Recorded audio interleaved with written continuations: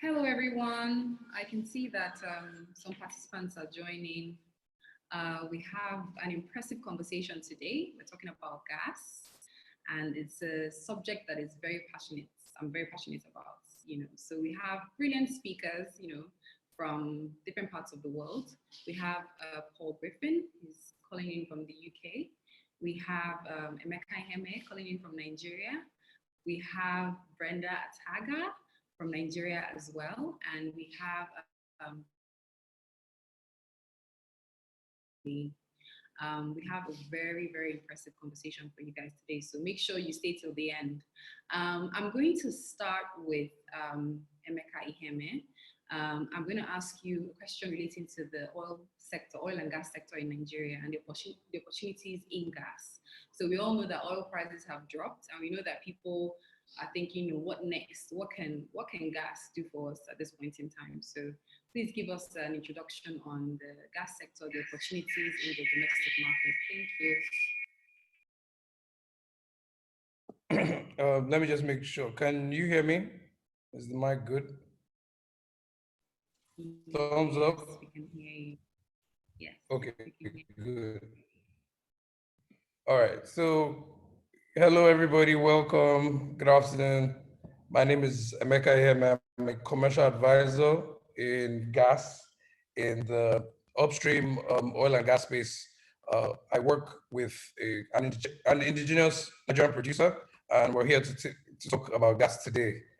So even prior to the lockdown and the present global pandemic, and as it would, the resulting economic recession, gas has been driving industrialization because in the technology space, gas has been proven to be the most abundant and cheap fuel source for manufacturers and people in the industrial sector that need reliable power and uninterrupted power, especially in a place like Nigeria and Africa at large, where power supply and power security is a huge challenge and is a huge impediment to business. So just to give a brief introduction of the African or the Nigerian gas industry, I wanted to share a few facts with some of our audience and my fellow panelists as well. The Nigerian gas industry has been active just as long as the oil industry. It hasn't taken as much of the center stage until recent times. Nigeria being Africa's largest economy, we also have the largest reserves of gas, even though we're not currently the highest daily average producer. We currently are second to Algeria in production, but we have almost 600 trillion cubic feet of gas reserves in the ground untapped. And considering how the multiplier effect of gas driving industrialization and productivity, GDP, and employment, the governments of West Africa, particularly Nigeria, have laser their focus on driving the utilization of gas to spur the economy. And considering the economic climate we're in right now globally, and the crash of the oil prices in the industry, this conversation about gas is more pertinent than ever. So it's a pleasure to be here. Thank you so much for that wonderful explanation. I'd like to go to Brenda right now because you talked about the domestic markets, and the Nigerian government is doing a lot to improve the gas sector in Nigeria. So Brenda, can you just give us an overview of what are some of the opportunities in the gas sector? Also, what are some of the incentives that government has in store for people who want to invest in the sector? Over to you, Hello, Brenda. everyone. Can you hear me? Am I up? So my mic is on. Audience. Hello, everyone. I hope I'm audible to everyone who's here. I'm Brenda Ataga. I currently am the project coordinator or manager for LPG in the Office of the Honorable Minister of State Petroleum Resources, Nigeria. And my role essentially is to oversee the strategies alongside the LPG work stream in terms of the gas field. But having said that, the government is doing quite a bit in terms of gas. In 2015, the administration of Muhammadu Buhari recognized that gas was essential to spur economic growth in Nigeria, you know, to take us away from being an underdeveloped economy, which was skewed towards maintaining hydrocarbons, oil as a major source of revenue, rather than finished goods, rather than changing from hydrocarbons for just commodity trade into a value addition system that would create and spur GDP growth domestically as well. So there's an entire process that goes alongside trying to get from just a vision, which is to make Nigeria an attractive gas-based industry, to give the country significant economic presence using gas as a catalyst, both internationally and, you know, regionally in Africa.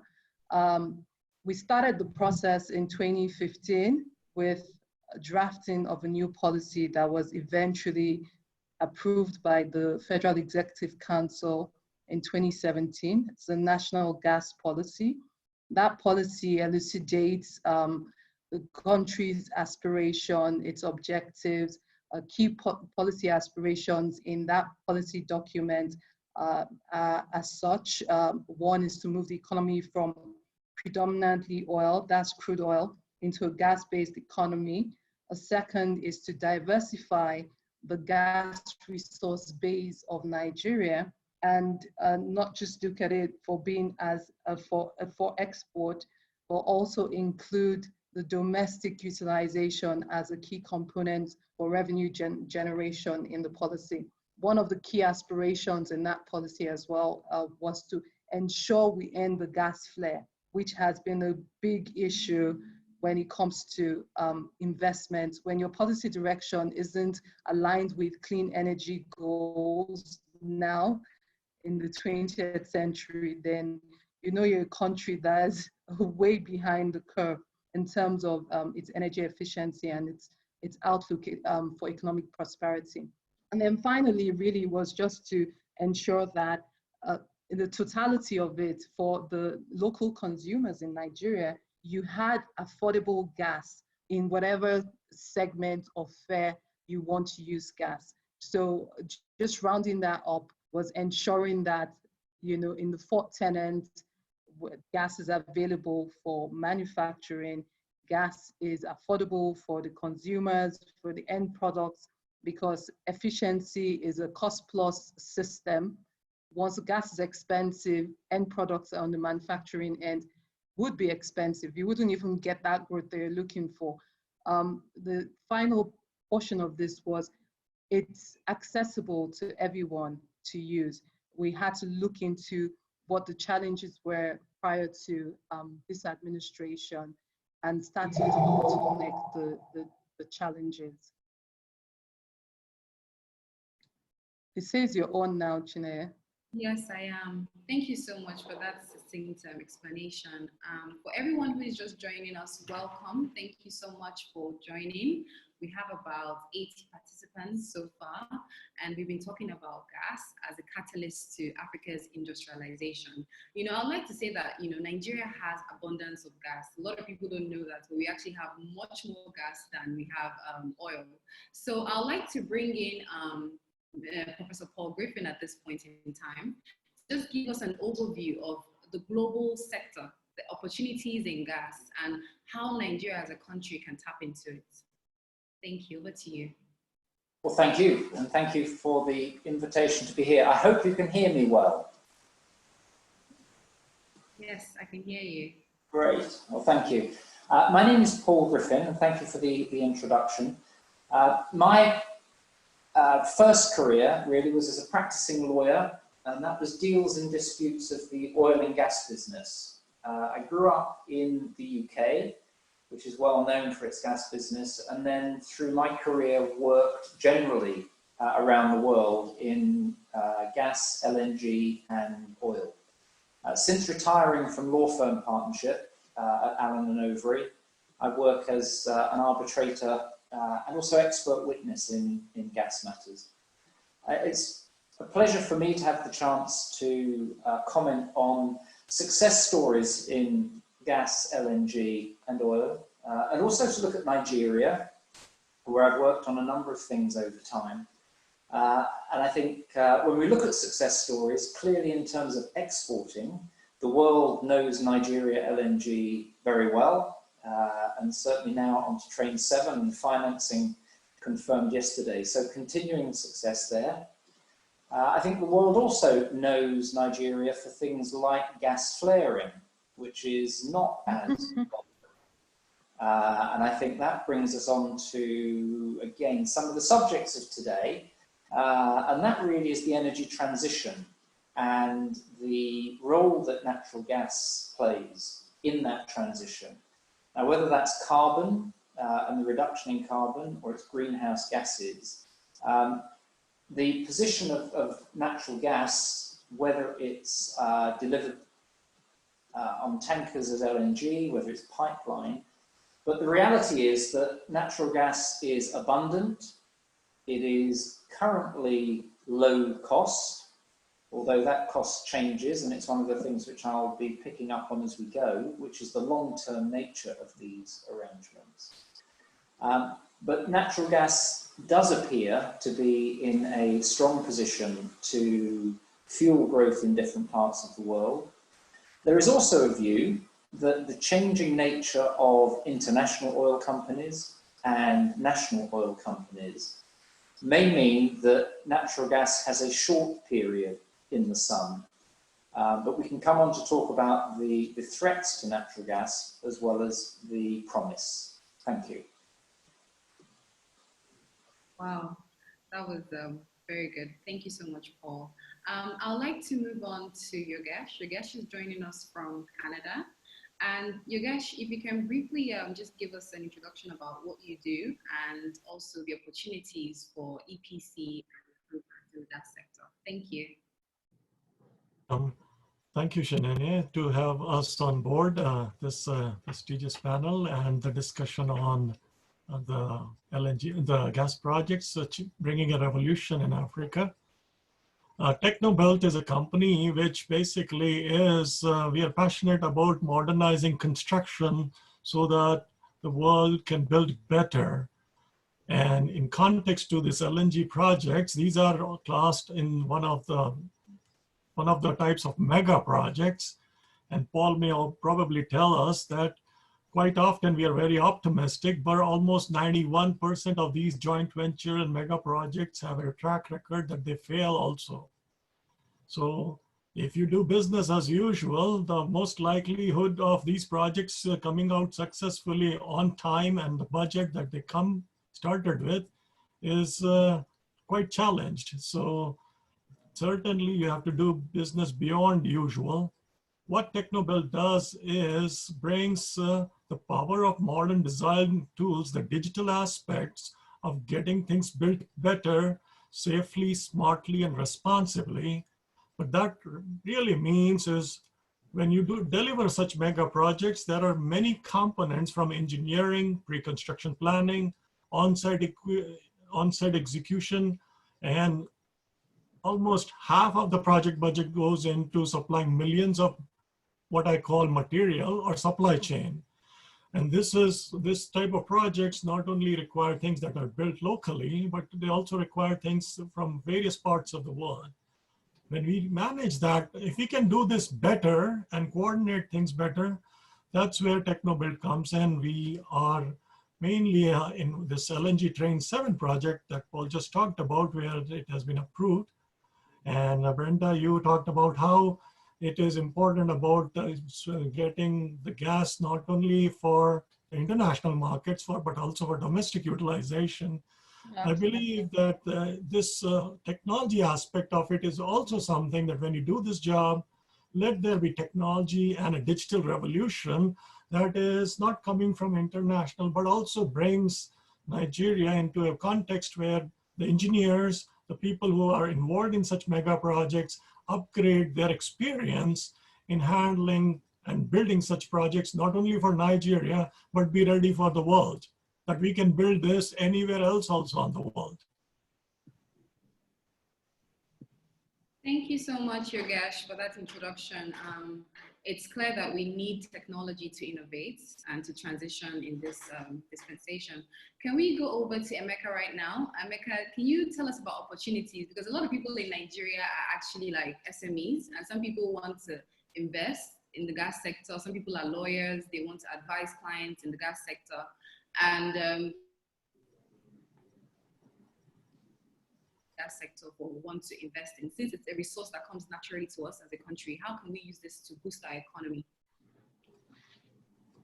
Okay, so I basically wouldn't be doing my job here if I don't talk, in the context of a layman.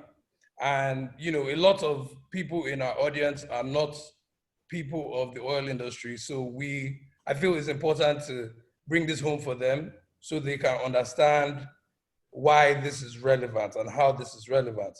So I want to address this break down my answer in 3 parts.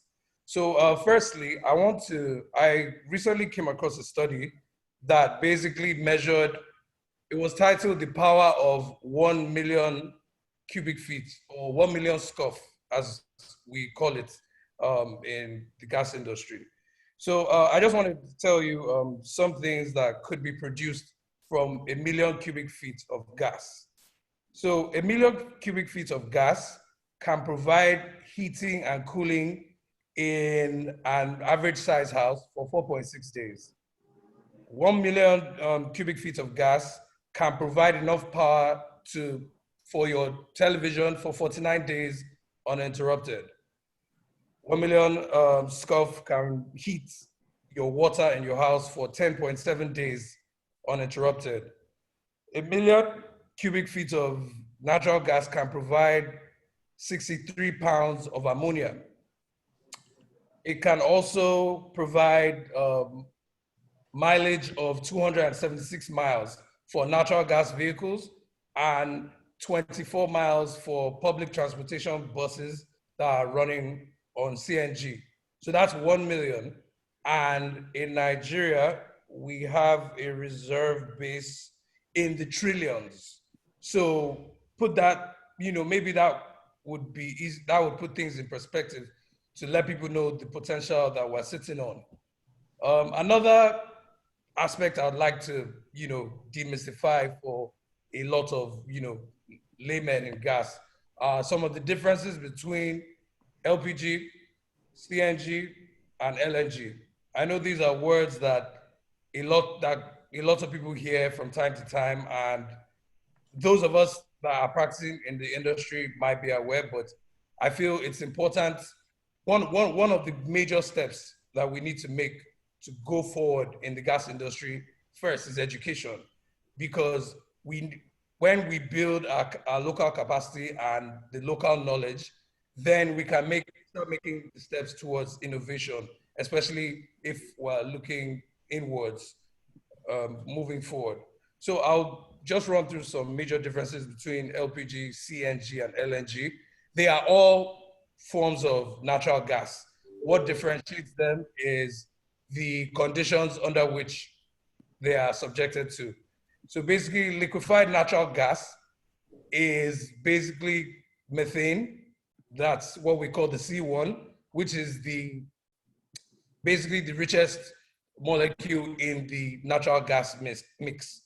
While LPG is a combination of ethane, propane, and butane, depending on your blend, actually. And then compressed natural gas is compressed methane, but compressed to a lesser extent than LNG. These knowledge of these things gives a good guide to their pricing, to their offtake market, and to understanding which of these forms, or explaining why the government of Nigeria, for instance, is choosing to promote LPG. So yes, I felt I needed to clear that up. So now let's get to the market. Again, to drive this home, I thought it would be interesting to mention some very well-known companies that are in Nigeria in the FMCG space that have quietly switched from public utility power and AGO generators to gas generation of their power and have enjoyed between 30 to 40% savings on their power costs. And more so, they spend less on maintenance and replacement of damaged equipment because some heavy equipment could be very sensitive to epileptic power, which some manufacturers have experienced in relying on public utility power. So I'm just going to throw a few names out that people know and can relate to their products so they know this impact is not something we're talking about in theory. This is something that's happening right now. So on the list I have, we have Indomie, Heineken, British American Tobacco, Pepsi, Coca-Cola, Cummins, Julius Berger, Axela, Duffield, Nestle, Nigerian Breweries, Nigerian Bottling Company, Fan Milk, Guinness Nigeria, Seaway, and Playtis makes Godiva. So these are examples of industries that are embracing the change in gas because of the advantage it brings environmentally, technically, and financially. Lastly, because I don't want to make my segment too dense, I'm going to talk about some of the smaller scale gas projects that are in operation in Nigeria today that may not be as well known in the public as much as NLNG, because there are certain, there's a certain understanding that is not necessarily true that NLNG is the only indigenous player in the gas industry right now. So I will name them by their gas plants and their capacities. These are plants that are processing wet gas that's heavy in the heavy hydrocarbon ends and in heavy moisture. So these plants take the gas from the fields and convert them to either LNG, LPG, or CNG, depending on the chemical composition of the gas. So we have, I think I have about 20 on my list. So we have the Alakri gas plant operated by Aeroton. Its operating capacity is about 120 million standard cubic feet per day. We have the Egboma plant by PNG Gas Limited, operated by PNG Gas Limited, with a capacity of 30 million standard cubic feet per day. We have the Oben plants from Seplat, 300 million scoff. Odidi of Nekonde, 80 million scoff. Ogbele of the Niger Delta Exploration and Production Company processes 100 million scoff of gas. We have Synergy by Energia processing 50 million scoff. The Ukwo field by Frontier Oil is processing 200 million scoff. These are indigenous players. Now we go to the IOCs. The Shell's Bonga plant processes about 150 million scoff of gas every day. The Escravos EGP plant by Chevron processes 630 million scoff per day. Well, I don't think we have to go through the whole list. NLNG, of course, well known, the biggest player in the game, is processing about 3.5 billion standard cubic feet of gas. So yes, that's, I think without going into too much detail, that should give you an overview of some of the things that are going on right now. And so a lot of these plants are not more than 5 years old. So now where our economy is at a crossroads and there's a need for digital innovation and more utilization of gas within the energy industry and by the outside world, I think these are important insights to have. Oh, thank you so much. That was very elaborate. And I'd like to just throw the next questions to the panel.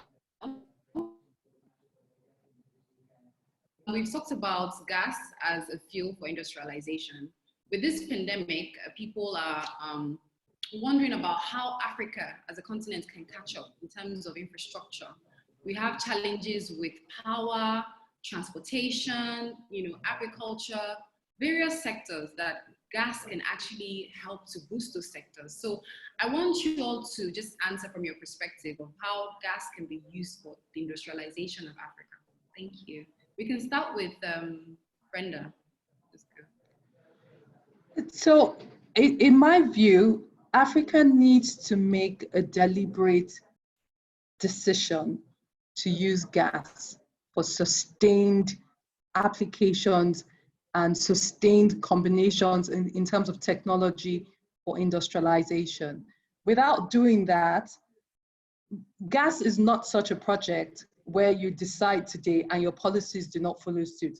The legislative strength of each country must back the country's decision to industrialize using gas. There's a lot of opportunity, as Emeka has said, in the gas sphere for any country, especially countries that are rich in gas. There's opportunity for you to improve your power situation. Once power is improved, manufacturing automatically takes place. With gas, it's not a silo in terms of its development abilities. It's a cyclical one. And the countries have to decide that end to end, we're looking at the entire value chain, just as we've done in Nigeria, looking at the entire value chain and saying for each segment of the sector, we are going to utilize the strength of our legislation. We're going to utilize the strength of our private sector investors by making the environment enabling enough for it to attract investment. Without that first basic from the governments in Africa, unfortunately, industrialization will be nothing more than a story in Africa.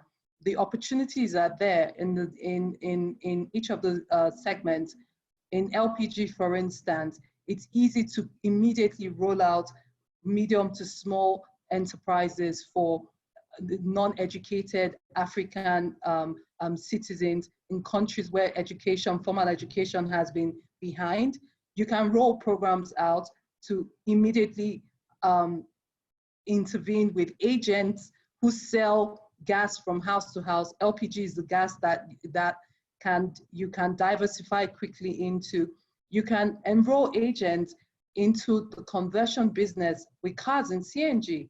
So there is a lot of opportunity for job employment as well. You can enroll agents for the diversification when you talk about virtual pipeline systems, moving CNG or LNG gas from stranded locations into the manufacturing base. Nothing today really is an excuse for why gas cannot be used exponentially in any country that has such a reserve. Africa also needs to decide to trade together because not all countries have gas, and we understand this much. So we need to start to look inward into Africa and say, we would start to develop ourselves. We have the West African gas pipeline that runs today from Nigeria. Nigeria is already doing that with her partner countries, but we need to extend that to a lot more countries so that this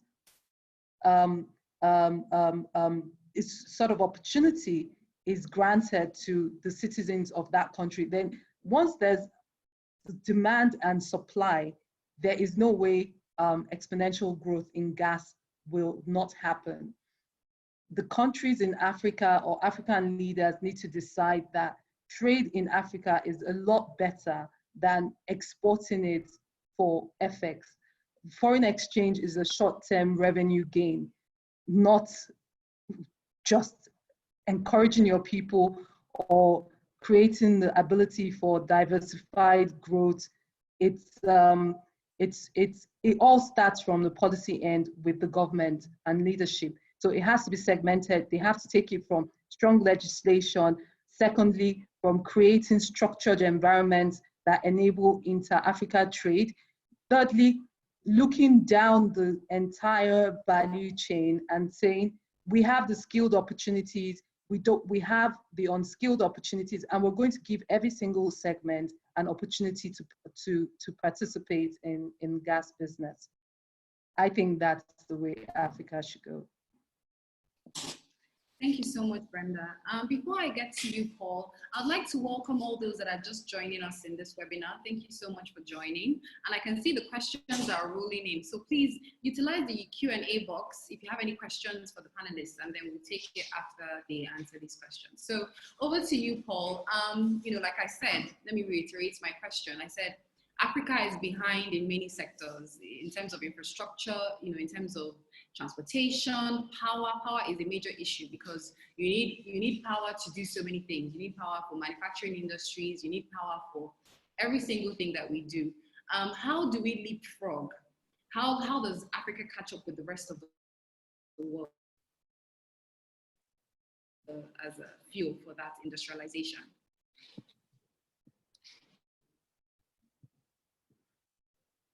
Thank you. And thank you to Emeka and Brenda on the very broad coverage there, which I think was very helpful.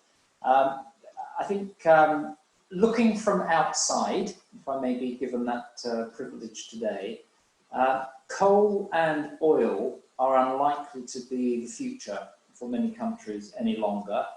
The move from hydrocarbons to electrons, the energy transition as it's called, is underway, but it will not be for a very long time.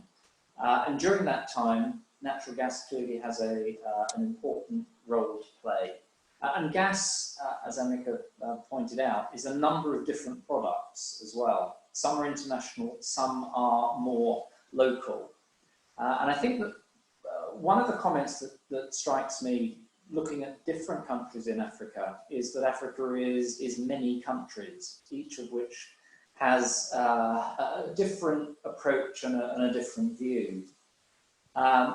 Some are necessarily importers of gas and have to look primarily to LNG. Some are primarily exporters. I think you can look at Nigeria there.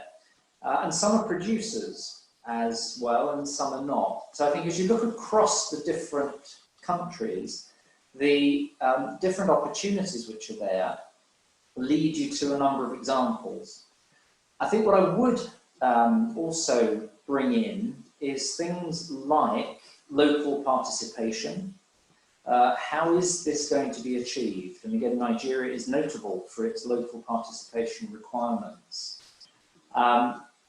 Is gas to be exported or to be used domestically? Is there a domestic market obligation? Again, comes into the fray here. And one of the areas which I think we can look at, and I think it's important, is the integration of facilities. Brenda again touched on the integration from one country to another. Crucially important, I think, is how to price gas. Just what is the price? And again, I think if you look domestically, then you can see pricing which is often influenced by government controls. If you look internationally, you can see prices which may be referable to oil products or indeed to other gas. But part of the puzzle is that natural gas, because of its scale, and because of the capital-intensive nature of it, tends to demand long-term arrangements. And the countries which have developed trading in gas tend to be those which are established and have been doing this for a long time. So for me, I think one of the very important elements is how is gas priced, and by reference to other products or locally. Thank you. Paul, to piggyback off your question, in Nigeria locally, more, and this isn't 100% of the time, but more so the local gas price is determined by the largest producer, NLNG. So because very often, because they have the greatest capacity and they get the cheapest and largest amount of feedstock, they are able to set a bottom price that nobody in the country can beat, and everybody builds their price on from there, depending on distance, willing buyer, willing seller agreements. So for one, also to answer the broader question on steps to move forward, we have to develop capacity, and we need to develop infrastructure for midstream and downstream and offtake, because we can't be singing to high heavens about the reserves we have if we can't harness it and get it into the hands of the 100 million plus population we have, which basically is the attraction for the investment attraction for gas, one of the investment attractions for gas, because we have such a high population in this country. And for our high population compared to our West African neighbors, our LPG or gas consumption per capita is very, very low. I think 0.5 kg per capita compared to 6 or 7 in comparison to our West African neighbors. So that's not correct, Emeka. Oh, okay. Well, sorry. Well, maybe you can correct me. So that's from the latest readings I got. So please help me out there. We've actually improved, as I said, we've actually improved the government. It all starts with the landscape. Without a government being deliberate in what it wants to achieve within that subsector, it wouldn't happen. So with the Nigeria as an example, when we joined in 2015, yes, indeed, I'll use LPG as an example here. The per capita utilization was at 1.2 kg when you compare it with the rest of West Africa, which was an average of about 12 kg per capita. And then Morocco was about 66 kg per capita. But we've grown significantly because of deliberate steps that have been taken. One, in terms of its nature as a commodity in itself, and the competing fuels. The subsidy was taken away from kerosene. That opened the space for LPG to really compete in a market where it's predominantly cost-driven and is predominantly utilized by the lower income cadre of the market.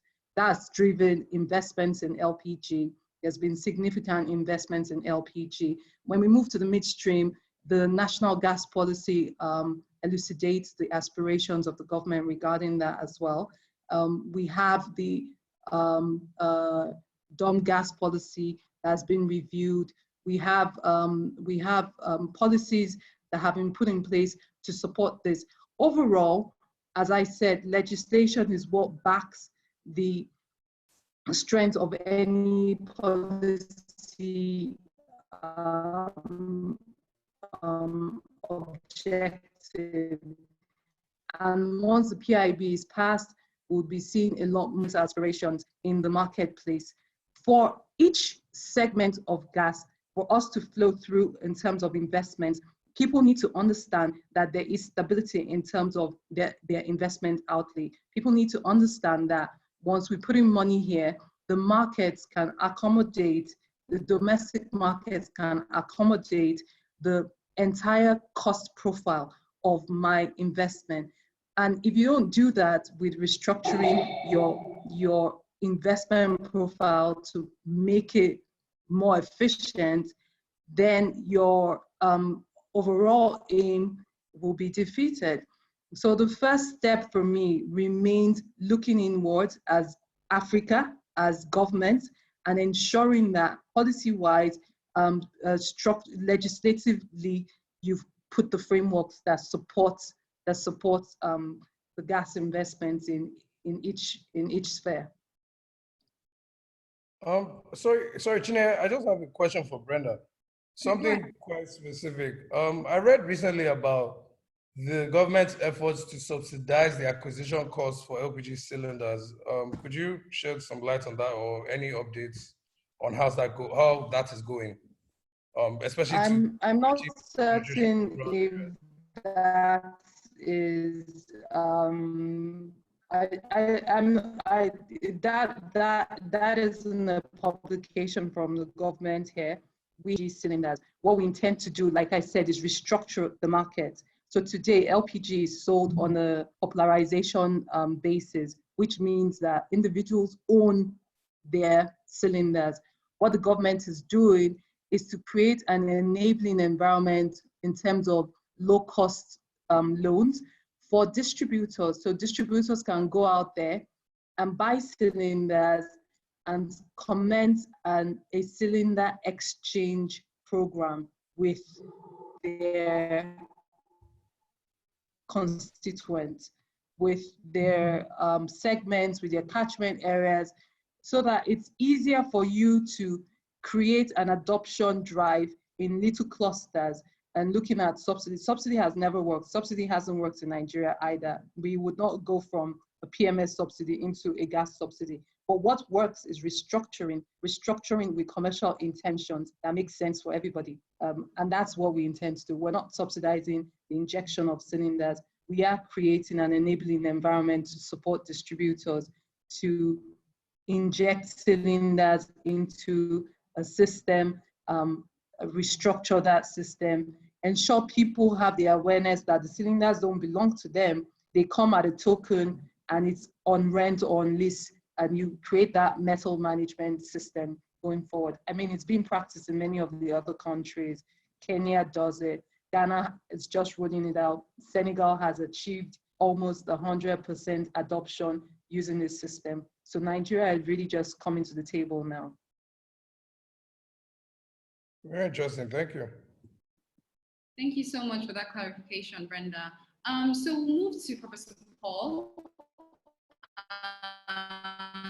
We'll talk about very expensive.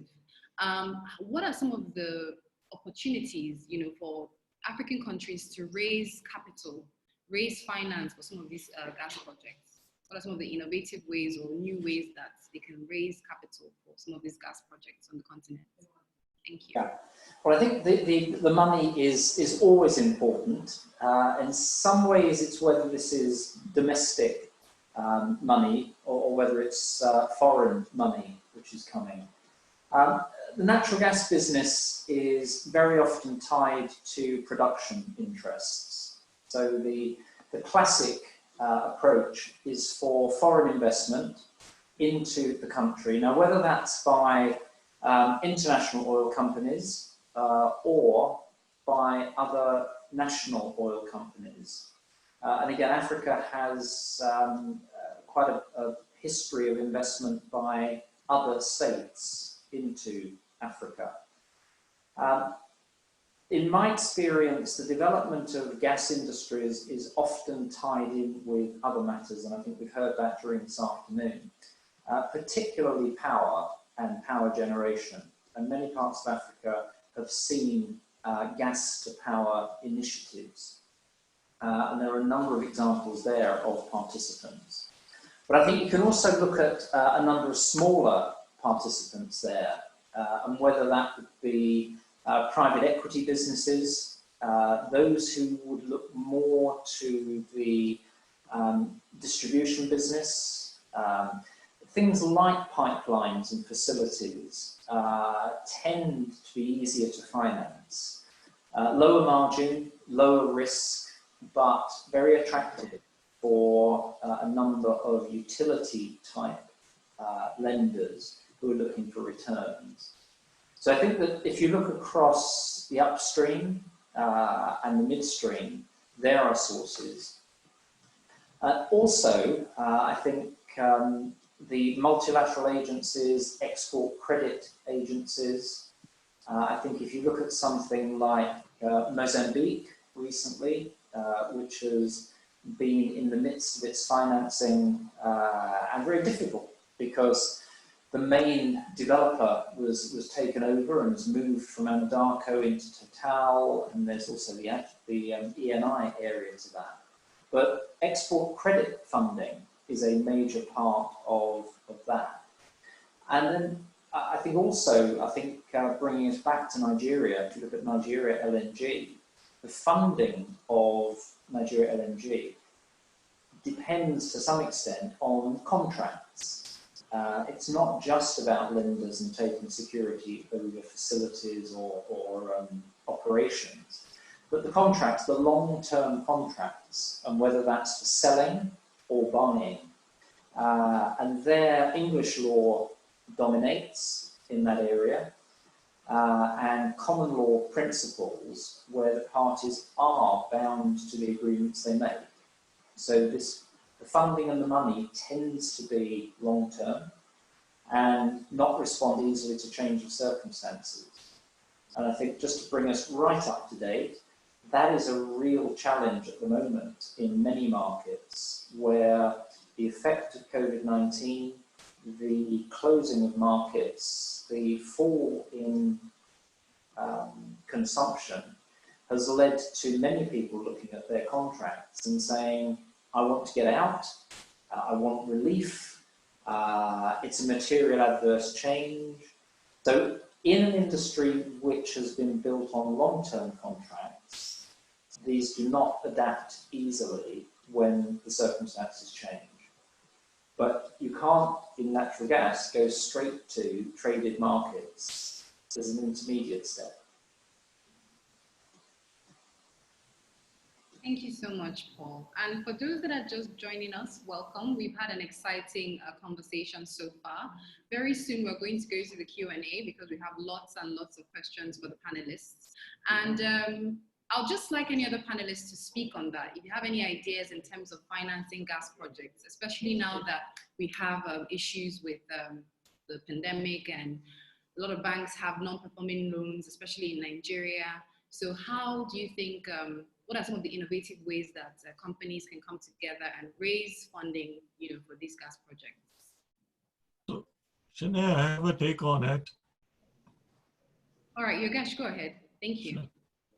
So while we are talking about industrialization of Nigeria and Africa through these projects, I also say in parallel, you have to do digitalization of Nigeria as well.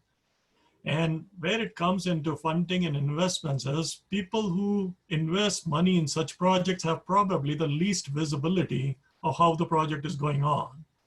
When you bring the digital transformation along with it, the confidence of people who are investing, the transparency that it brings, the fraud and all that gets more, they get out of the way in many respects, whether it's the design firm progressing using 3D modeling and the quantities that they're creating, the contracts that are put in place, and the materials where they are, the accounting of all that. Digital is an important aspect where you can increase the confidence of such projects because now you have information reaching to decision makers at the speed where it is not getting through many stops. So digital, I would say that let's, as Nigeria, treat this opportunity to become more digital and improve the flow of and the transactions that keep happening across the board. So that will raise the level of confidence that we have on such projects. Funding and investments will come when we have surety in delivery. If I know that this project is going as what they promise they will do, and it gives me a closed loop that I can see the progress, I can have visuals from drones and whatnot in the field, satellite mapping, the technology is all there to give you confidence that, I've invested money out there and it is all being utilized and the project is progressing. Sometimes people are afraid to make investments because they think that this will be one more of those jobs or failed jobs where things, if I put, then where will it all go? So I will strongly urge this audience and the people who are here to look at not going through the same pain points of other countries that have gone to industrialization and have destroyed local conditions of living, more pollution, more difficulties. To Brenda's point, let's we ourselves be the consumers of the benefits of going to natural gas. I live in Canada, Calgary. Till last week, it was snow outside. If I don't have gas in my house, I would be freezing here. So point is, gas is between I have choice to have electric fired heaters or gas fired. Gas is what I choose. It is clean, it is low cost, and it is efficient. So my point is, whatever developed nations have got for themselves, why would Nigeria not be at the same spot when you yourself have the energy? So digitalization and local utilization is going to be an important aspect of, even from a funding perspective and investment perspective for the country.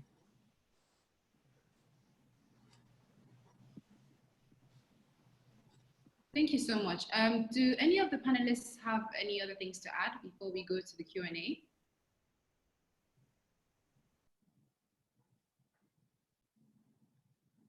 Okay, so we'll jump right to the questions. We have about, I think, 15 questions. So I would read out, let me read out the first question.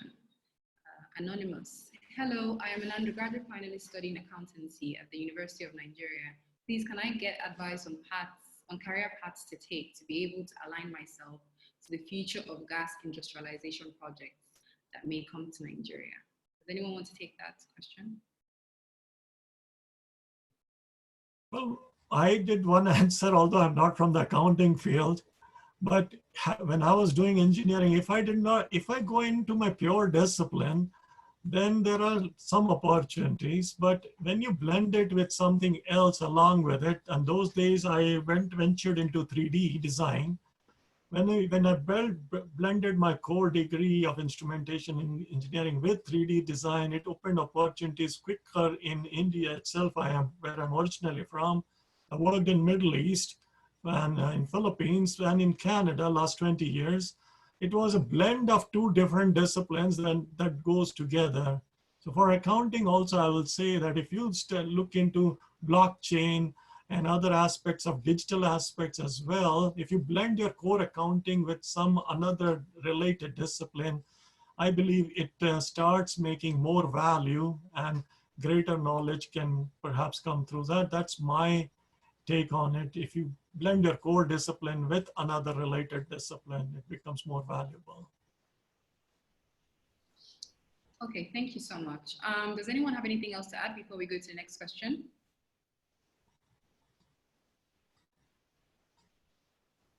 All right, so I'll go to the next question. He says, great to be part of this discourse. Please look into the route optimization strategy in the distribution space, utilizing situational awareness.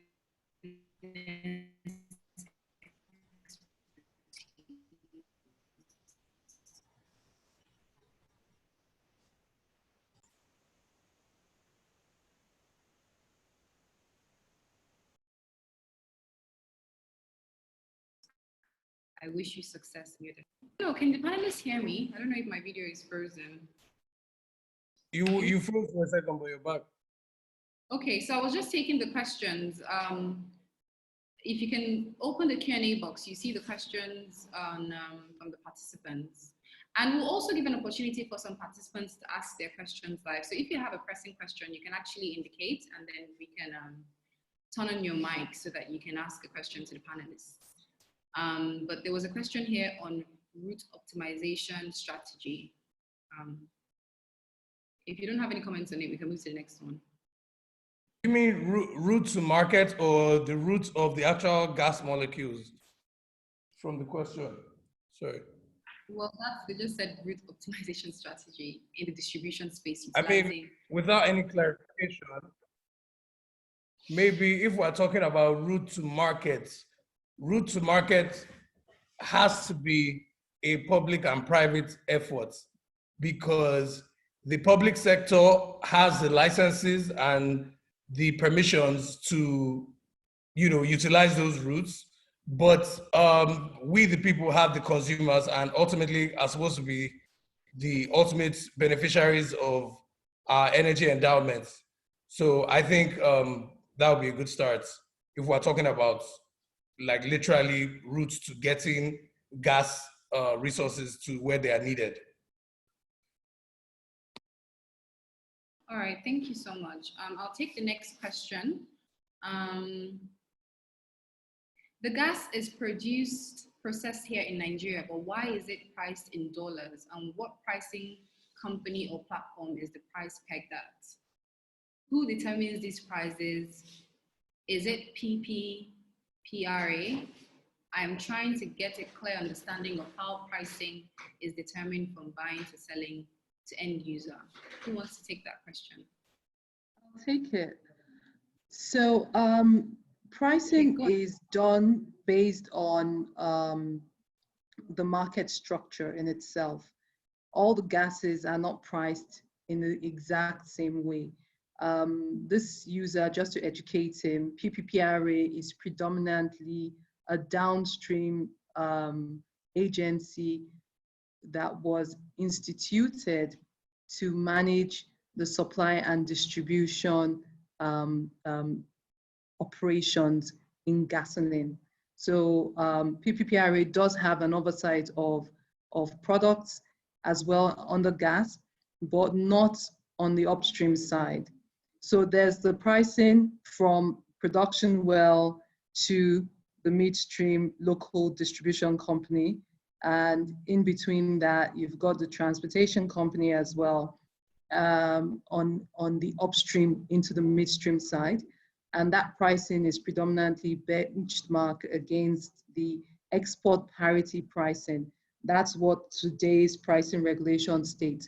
That pricing regulation is determined between the gas aggregation company, the Nigerian Ministry of Petroleum Resources, and stakeholders under the JCN as well. It's agreed to and it is published. On the downstream side, pricing today is completely deregulated and it's based on the source of the product. So the pricing benchmark could oscillate between the Chevron, also BRT pricing, and the NLNG location pricing, or even import, because we have quite a bit of LPG that's imported into Nigeria.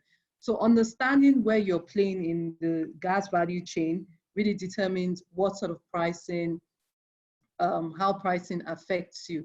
When people say gas is produced and processed in Nigeria, so why is it priced in dollars? USD is an international unit of pricing energy, and that's why it's priced in dollars. Most of the investments are made in US dollars. So back to back, an investor wants to benchmark their return on investment on the currency to avoid currency risk that the initial investment was made in. Okay? Okay, thank you so much. For the people who ask questions, if you want to ask your question live, just indicate by raising your hands. So we'll go to the next question. Thank you so much, Brenda, for that answer. The next question is, will there be any benefits for Nigeria with the African trade agreement yet to be signed? I think this person is referring to the African Continental Free Trade Agreement that is trying to improve trade and free movement of goods and services across Africa. And definitely, I know my answer is yes, but you can, shed some more light on it. Brenda, you can go ahead with the answer. Definitely, there would be benefits. If we're talking about industrializing Nigeria using gas, we're looking at different forms of components coming out of gas. And that's not just in utilizing of the commodity in itself, it's also in the output. So signing the African Trade Agreement gives the opportunity for Nigerian manufacturers to go into new markets that they would ordinarily not go into in Nigeria.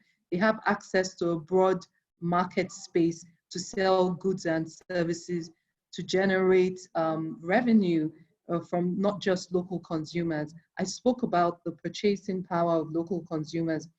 Until we really increase that purchasing power, a lot of investors will not benefit the full potential of their investment looking inwards only.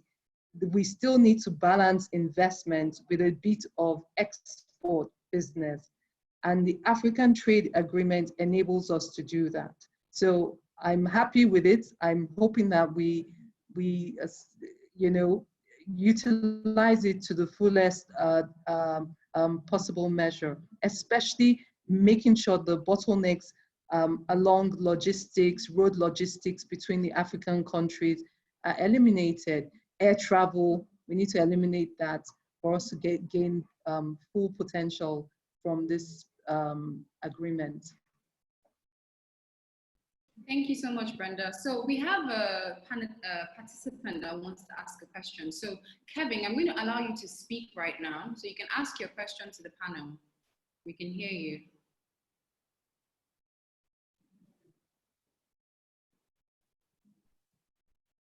Hello, can you hear me? Yes, we can hear you. Okay, my question would be maybe to Brenda and maybe any other panelists there. I wanted to know, from some things I've read and also what I've heard, that Nigeria has a lot of gas and maybe some blocks onshore that most of the IOCs consider maybe because it doesn't have a lot of oil and it's majorly gas reserves in those blocks. A lot of them haven't really done much on it. So I wanted to know, for local, intending investors that are looking to go into gas and are looking for such assets, I mean, what is the government doing to be able to enable such investors have access to it? We're hearing there's a licensing round that is planned anytime from now. What exactly is the focus of government to be able to, enable local investors coming in, especially for gas, really, because there's a lot of demand for gas with the Train 7 coming on stream. What can we do to be able to access these blocks for local players? Thank you so much, Kevin, for that question. So Brenda, you can answer. So access to gas, really, gas is a willing buyer, willing seller market. If you've identified gas at a location that makes commercial bankable sense to you, the first step really is starting an engagement with the IOC. So what the government has done today is create a platform through the program called the National Gas Expansion Program, of which I'm a member in, where people as yourselves can come present the opportunities they see and also the challenges that hinder. And we will support you with the right sorts of guidance in terms of the strategy to take. Perhaps you're looking at it from a different perspective than what the IOCs who own the acreage or whoever owns the acreage really wants. No one will have an asset sitting down there and not want to utilize it. So you must bear that in mind as well. And there are a lot of partnerships that happen without people that are not announced in the open. So the first step really is determining who your partner is and coming to this project office or program office to share your business plans with us. And secondly, yes, the government is concluding plans to set out a marginal field bid round. Is it focused on only gas?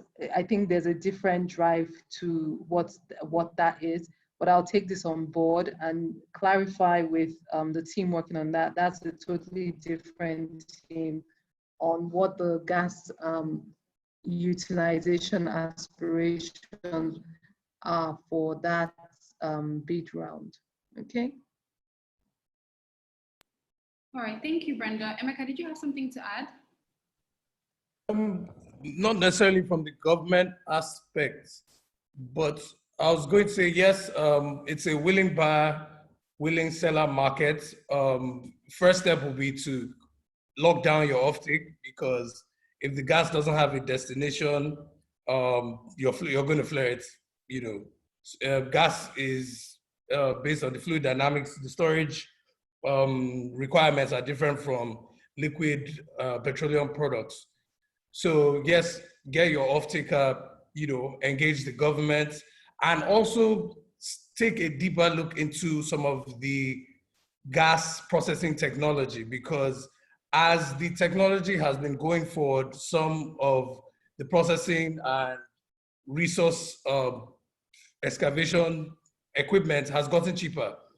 As far as I'm pretty young in the industry, but before, a few years ago when I was earlier in the industry, I didn't know there were LPG processing units that could process as low as 0.3 million SCOF, which is basically 300,000 standard cubic feet. But those are readily available today, even container size. So a good study and research and due diligence into the available technology that you can deploy would go a long way in making your project more bankable and achievable. Thank you, Emeka. Do any of the other panelists want to chip in before we move to the next question? We have I just want to say that, Chiney, a lot of it is, I feel, directed towards government. Of course, it can act as a catalyst and provide incentives and make things better, create a better environment. But nothing really stops the spirit of innovation that comes from local enterprises who want to do this better. So I would really urge to not keep looking all the time for the government to do things and policies and other things. Operationalize at the ground level to take this opportunity to participate in such projects. And I do believe there is good education in Nigeria. Some of my friends, Jibril, Ojo, so whom I work with in these jobs, they're fantastic people. There's nothing that is stopping the spirit of innovation to just become more knowledgeable, more digital. We, at least Technobuild, are looking as what I would say is bringing the digital knowledge worker as part of the whole process, and looking at enterprises who are willing to do this better and compete at a global scale, just not in Nigeria or Africa, but compete at the, become professionals through these initiatives at their own independent merit level. The institutions can support it, such as your universities, by tie-ups at a global level, as well as EPC firms that operate in building such things are also cross-pollinating a lot of knowledge here. So let's take that opportunity at an individual level to build this better. Thank you so much, Yogesh. I'm going to go to the next live question. We have another hand up. So, Chok Wapa, I'm going to let you ask your question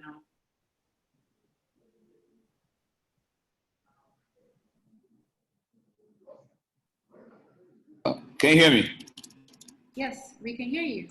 Okay, this is hi guys. This is prior to Emeka. I know Emeka very well. So we have these intellectual conversations from time to time. So I have this question, Emeka. We all know the WTI contract went negative a couple of days ago, a couple of months ago, I think last month. Do you see? Do you see natural? Is there potential in this war for natural gas to go negative as well? I mean, I see it's trading much lower right now. So what do you see as the potential internationally? Is there a possibility for the natural gas to ever trade negative? Okay, hi Chucky. Yeah, so basically, let's start from the first principle. What's a negative price? Those negative prices we saw were indications of the futures markets, if I'm not mistaken. And those are futures prices. So yes, theoretically, if the market forces acted in a similar way as they did in crude, we can get negative future gas prices. But because the utilization mix is a little different, and utilization of gas is not as much under threat as other petroleum products because of the fact that it is feedstock material. So personal opinion, no, I don't. I think things have gotten as bad as they're going to get in this. I think we're looking at a worst case scenario of things staying the same rather than entering the negative realms. But I also throw that open to my colleagues. Okay. Thank you, Chuck. Do any of the panelists want to chip in?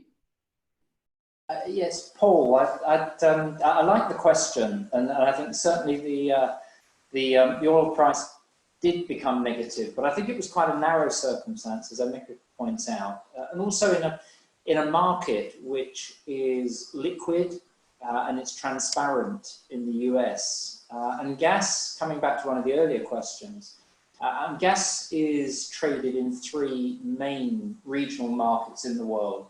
One is the US, which is the most active, the Henry Hub price there. And it was oil really in that market.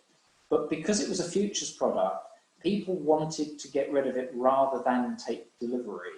And I think for the reasons that Emeka points out, gas is unlikely to be in that case. But I think one of the other things which is worth just looking at the moment is that the 3 main regions are the US, Europe, and North Asia. And those prices move relevant to each other.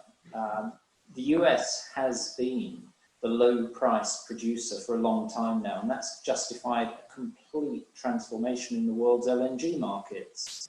The US was an importer until 7-8 years ago, and it's now coming up to be the biggest exporter in the world. Asian prices have always been higher, as have European prices. But the difficulties at the moment in gas pricing are that actually Europe is lower than the US in the TTF market.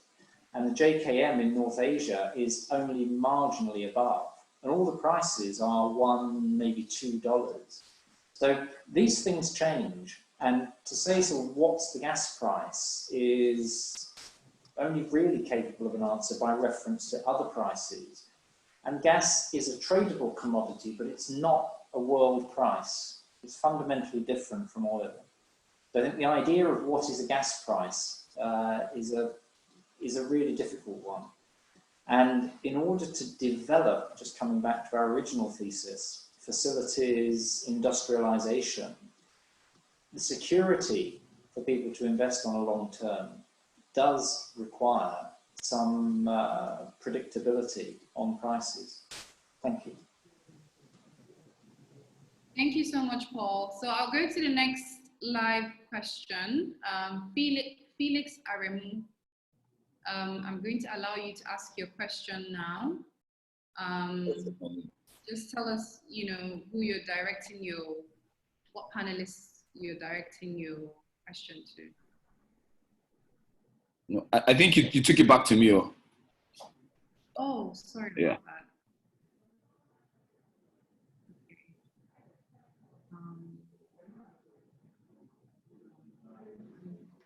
Can you hear us?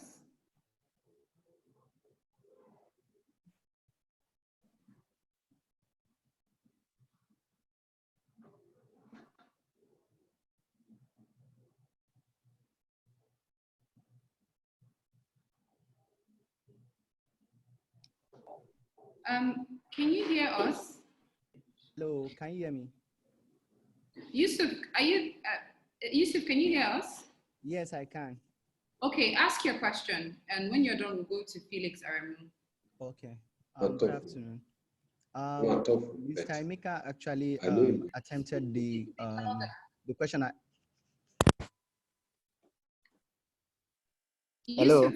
Yusuf, yes, we can hear you now. Go ahead with your question.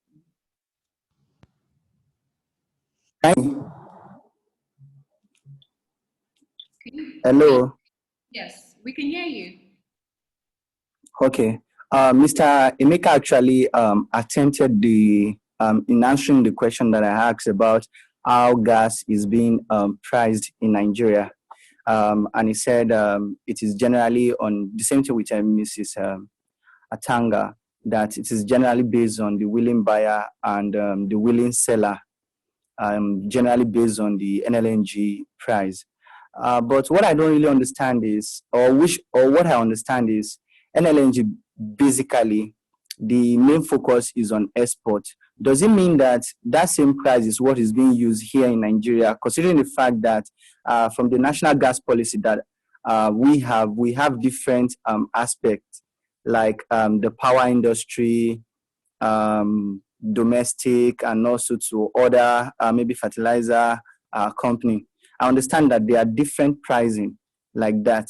So does it mean that the same price we use for NLNG is also what we use for these different segments of the economy?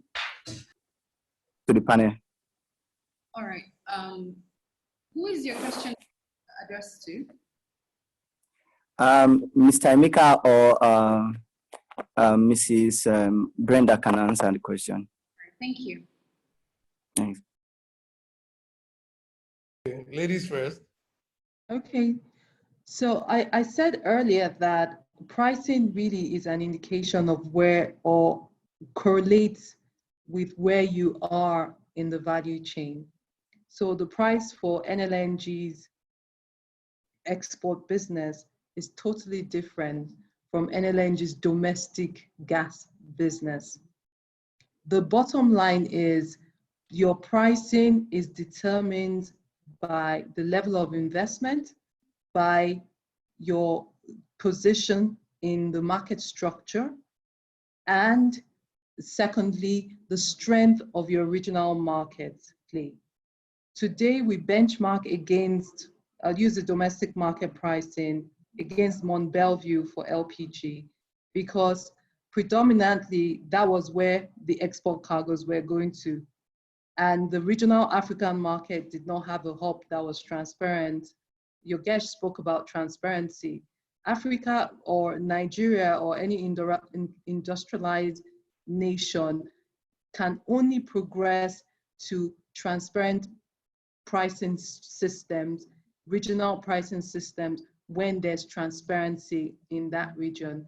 Today, that is missing in the African region. The pricing system in Africa is also promoted by trade. If there's no inter-Africa trading, there would not be a transparent pricing system.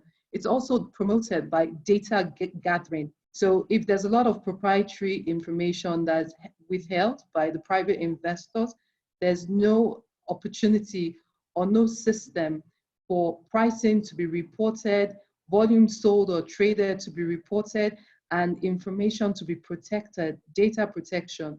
Then we would not create that transparent pricing system.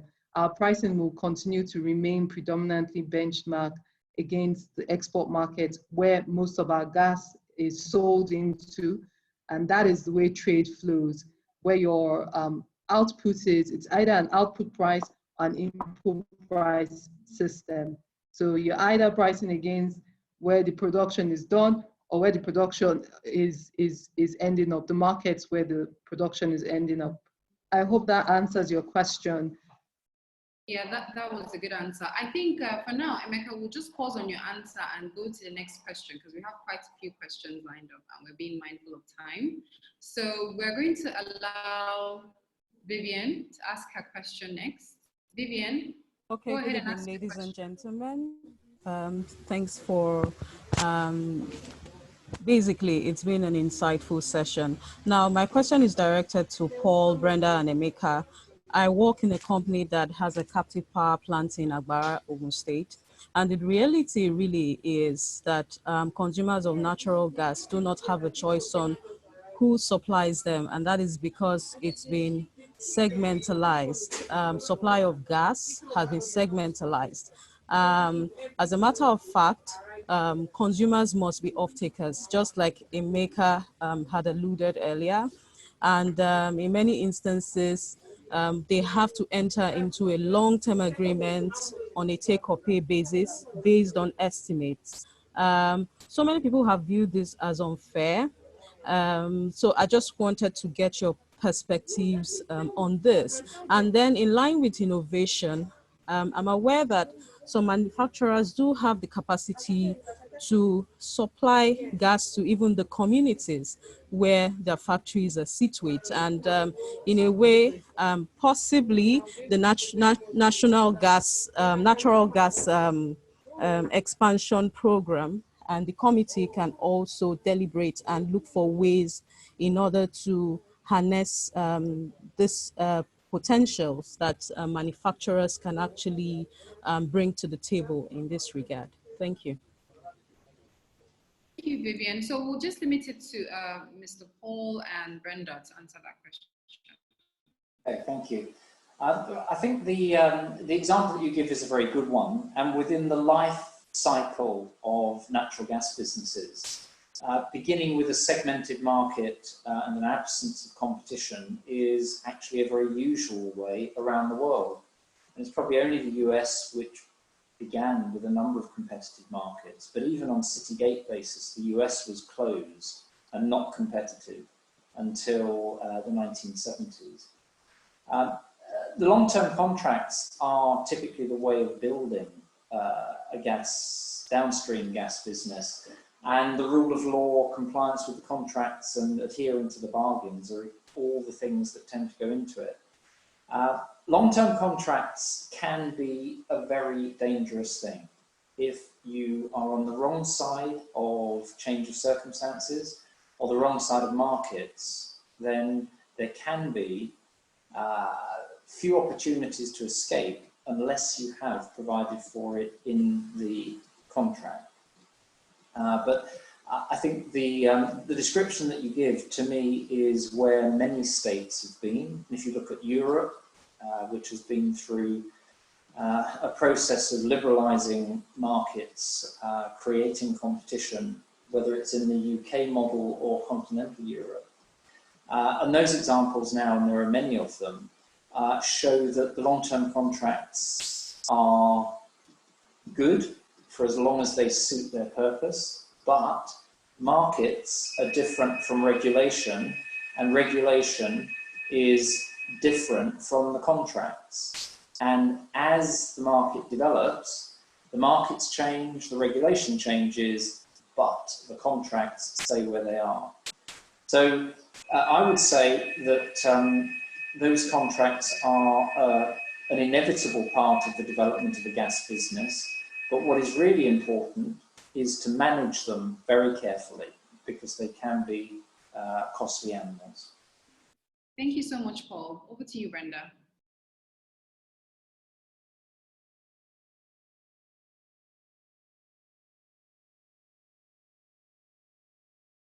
Go ahead, you're unmuted now. Paul has stated it.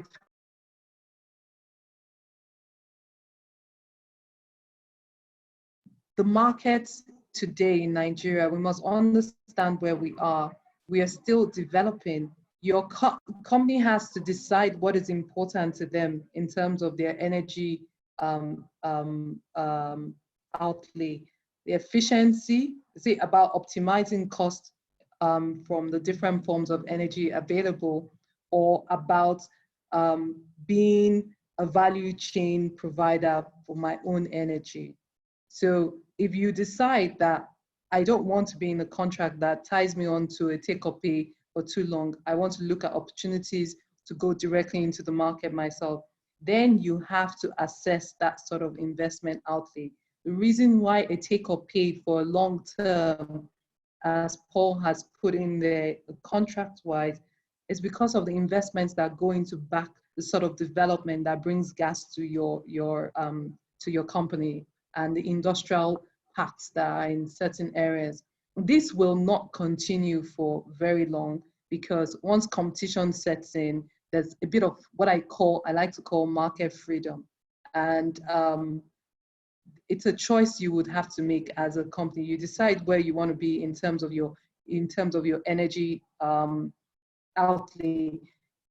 Emeka had mentioned earlier about companies that had taken on the opportunity to change their entire, they didn't want to be tied into being a marketer myself, having worked with a VMI, vendor management, inventory system.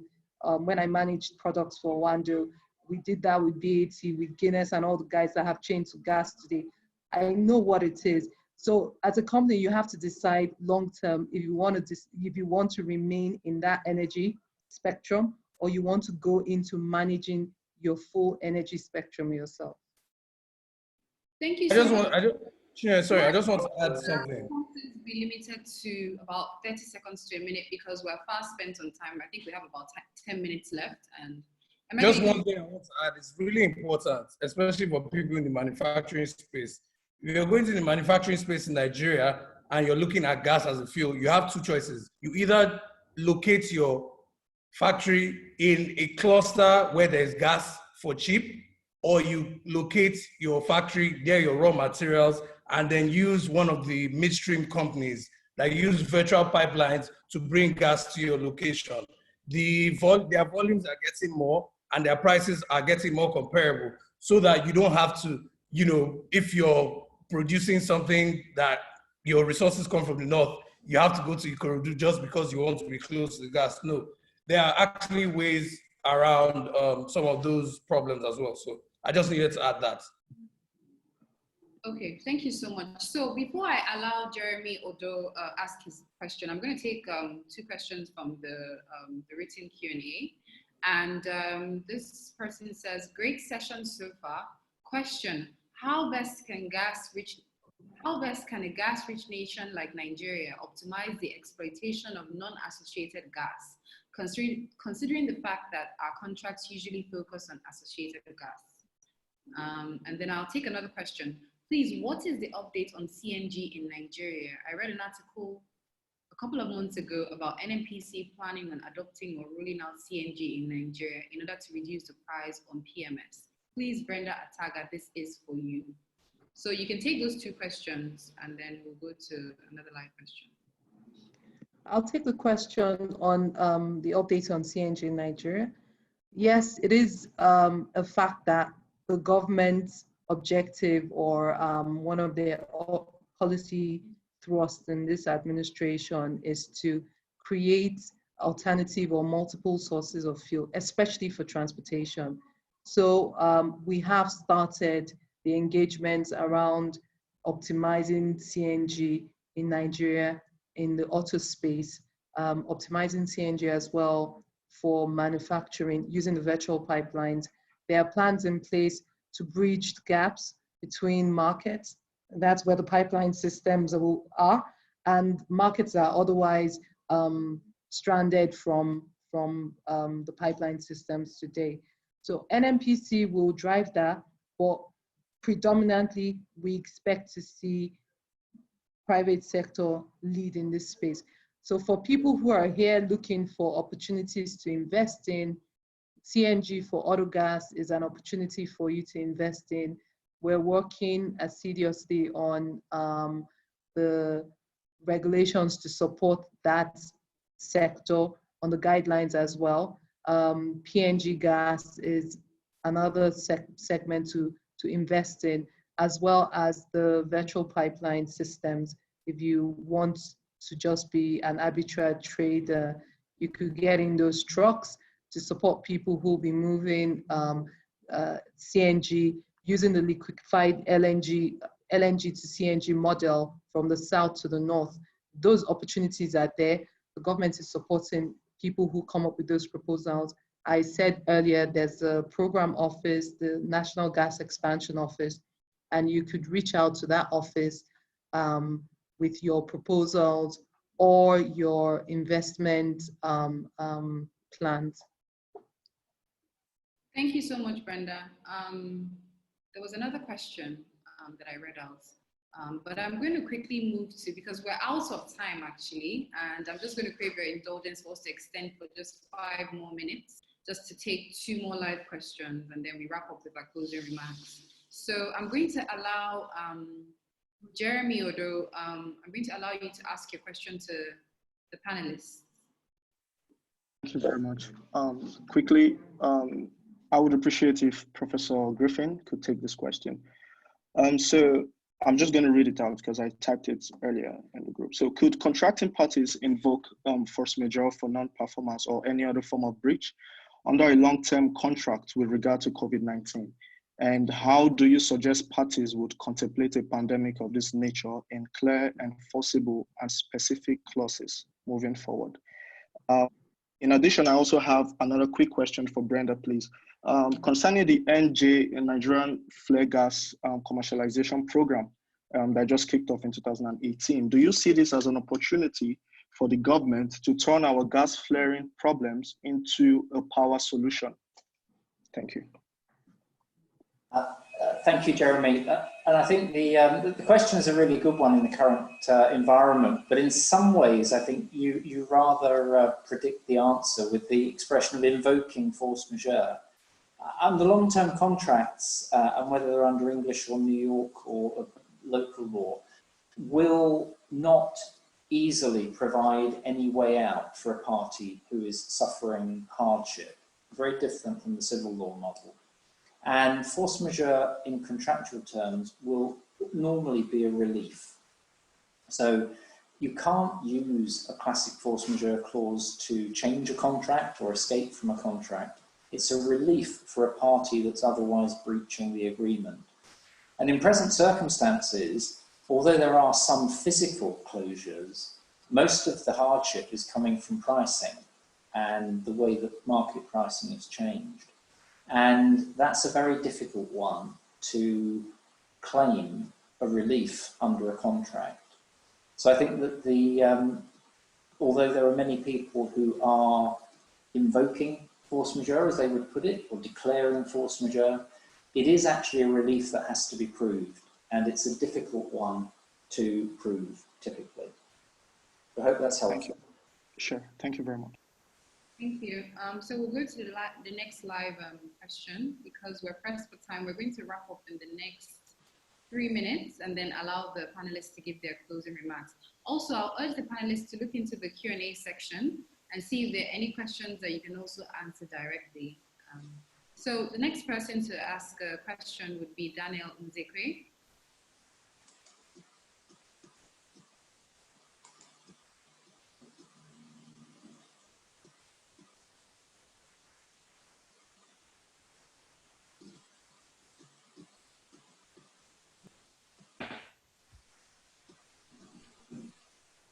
Oh, sorry, it's Eddie. Eddie first, and then Daniel will be the last live question. Please keep your questions brief, 30 seconds. Oh, okay. Thank you very much. I have a question for Brenda, just a very short question. I'm trying to understand something here. There's something called domestic supplier obligation. Is that what you call it in Nigeria? Yes, sir. Yeah. Right. So I just want to understand, how does it encourage or discourage investors actually coming to Nigeria to invest in the gas industry? So the domestic supply obligation really was enacted to encourage supply to manufacturing and power, gas to power. So it doesn't discourage or encourage anyone. What we expect is for everyone to take a view of the current regulations, that included, and decide for themselves if the investments make bankable sense to them, if it's risk worthy or not. Those laws or those enactments, the regulations, were really to protect investments from being predominantly export based. That's why we have the domestic supply obligation. But it's really still about a decision for each individual investor. You could decide, and I must point out that the DSO is based on lean gas, not rich gas. So it's predominantly meant to boost and spur the gas sector, the power sector, and the manufacturing sector. So if you have a business plan that fits within that, you could be encouraged. You don't have a business plan that fits within that. Today I was in a conversation earlier that required rich gas. So the DSO doesn't work for me. And we have to find ways to make, a commercial agreement outside of the DSO. So it's really about decision making and where you see your revenues as an investor. Thank you so much, Brenda. So I'm going to quickly ask the panelists to give their closing remarks. And when you're giving your closing remarks, please try and touch on, aspects of how natural gas can can enhance manufacturing manufacturing industry. And someone asked specifically about the pharmaceutical industry. That's Karen Epe. And also a lot of people are asking questions on gas to power. We all know that there's a issue with power in Nigeria and Africa as a whole. So how can we use gas to power projects in Nigeria? And then also just touch on as much questions as you can as you give your closing remarks. I want Emeka to also speak on the SMEs, the people who want to go into the sector and what opportunities are there for them. Thank you.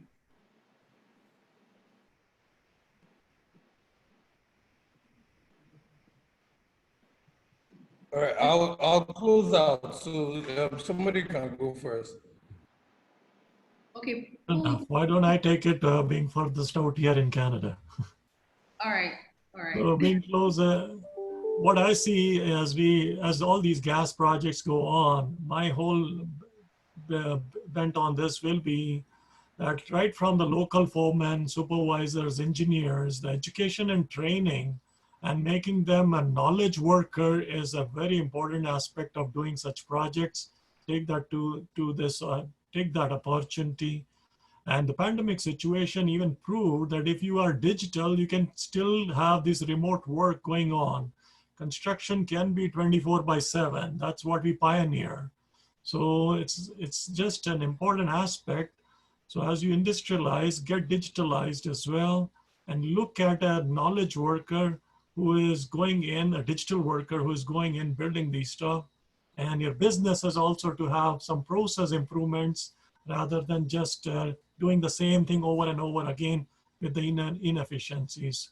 So looking for Africa shining through this Nigerian projects. Thank you, Yogesh.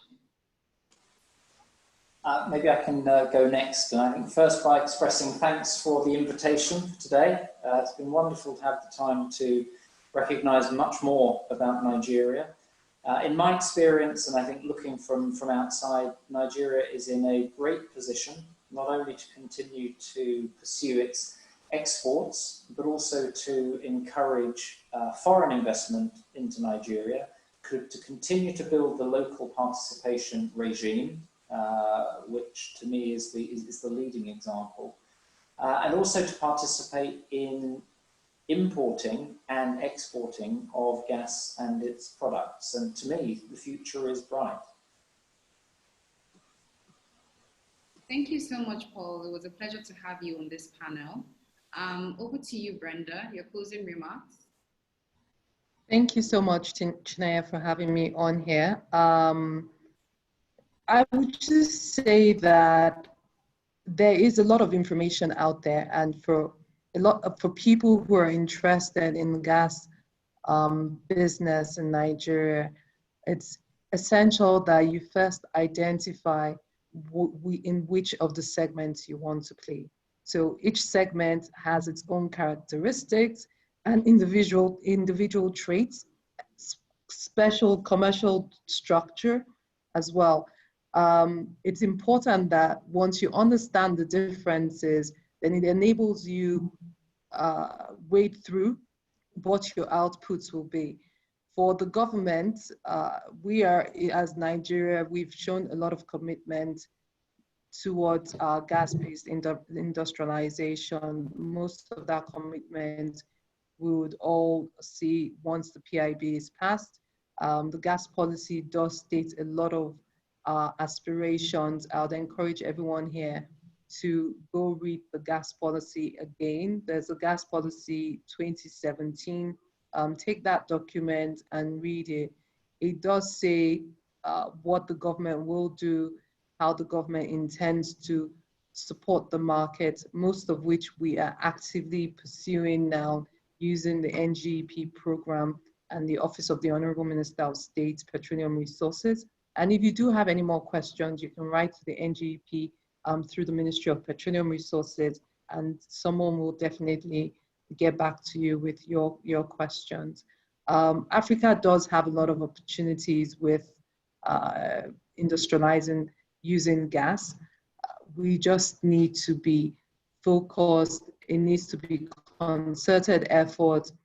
We need to be united. with regards to this. Thank you, everyone, for listening. Thank you so much, Brenda. I'm so happy that you joined. You were able to give the perspective of the government of Nigeria. And we'll wrap up with Emeka for your closing remarks. Thank you. Sorry. Can you hear me now? Okay. So once again, thank you to my fellow panelists. I thoroughly enjoyed this. I've learned so much preparing for this event and actually speaking on this. And I hope we'll keep rubbing minds. As far as my closing remarks, I'd like to talk to my demographic, my people, my millennials, young people starting out in the industry. The world is changing right now. And I see a lot of questions. I saw a lot of questions today geared towards how can I get a job in gas? And I need to share, this is my truth. People might have different opinions. I think we need to change our mentality about looking for jobs in this industry and start thinking about how to become industrial entrepreneurs. And we can start that by thinking about what we can produce locally. And then the second question will be, what can we produce locally that's going to be driven by gas? Okay, if I can't produce it, who is producing? Let me go and meet that person. What fuel do they need? Do they need gas? Okay, maybe I can go and start reading up about gas and starting to see how I can get into the business, because it is, in terms of entry points for, the less experienced and non-oil industry people that want to participate in this, because believe it or not, for this to take off the way GSM did, we need everybody. We need everybody in the industry. We need everybody outside the industry. So basically, we need to, I think the word I'm trying to get to is, let's start from the demand. And when we start utilizing the gas we have, other parts of the value chain with collaboration, with education, with financing, with technology can start, coming together. But we need to make the subject production locally and seeing how we can drive that local production to increase employment, to increase GDP, and make it fueled by gas, so that we on the upper stream parts of the value chain in the gas industry have the chance to develop the local market. But the local market is not going to be developed without the collaboration of the entire population. So I think I'll leave mine here for there and hand over to Thank you so much, Emeka. This has been an insightful session. I'm sure that everybody who joined enjoyed it and learned something new. There's a lot of work for us to do. Lots of people out there have to educate themselves and learn more about the sector and the opportunities in the sector. Even the enabling environment as well, the business environment has to improve, even the legislation as well. So there has to be synergy amongst all the government agencies, amongst the private sector, and the government. So we need to advocate more for people to see gas as something that is, has so much potential that everybody can benefit from. And on that note, I want to thank the panelists, Professor Paul Griffin, joining us from the UK, Yogesh, joining us from Canada, Brenda, joining us from here in Abuja, the Ministry of Petroleum Resources, and Emeka joining us from Lagos. You guys have been so awesome. Thank you for your time. And then for everybody who joined us, all the attendees, thank you for taking time out to be with us today. Sorry that we could not answer all the questions because of time constraints, but hopefully in the future we'll be able to structure some of these webinars and take on most of your questions. We also have another webinar coming up at 5 p.m. today, but that would speak more on policy. So we'll have policymakers who will talk about policies for agriculture, innovation, and the whole 9 yards. I'm going to share a flyer of the next panel by 5 p.m. But on that note, I'm going to say thank you, everyone. Enjoy the rest of your day and see you next time. Just wanted to say for our audience, as long as your email, we have your email, we will be sharing out a presentation of, capturing the gist of what happened today. So you have something to hold on to and refer to in the future. Yeah. And on technology front, then Chennai, we are building the tribe, which can perhaps help later on to connect. It's the Technobuild Research Institute for Built Environment, and I welcome people from various walks to be part of this, to take digital approach to become more of a nation which is building better things safely, smartly, and responsibly. Okay. Thank you so much. So all of you, thank you for joining and have a good day. This is the flyer on the screen for the next panel at 5 p.m. and I hope you join us. Goodbye for now. Ciao. Bye for now. Take care.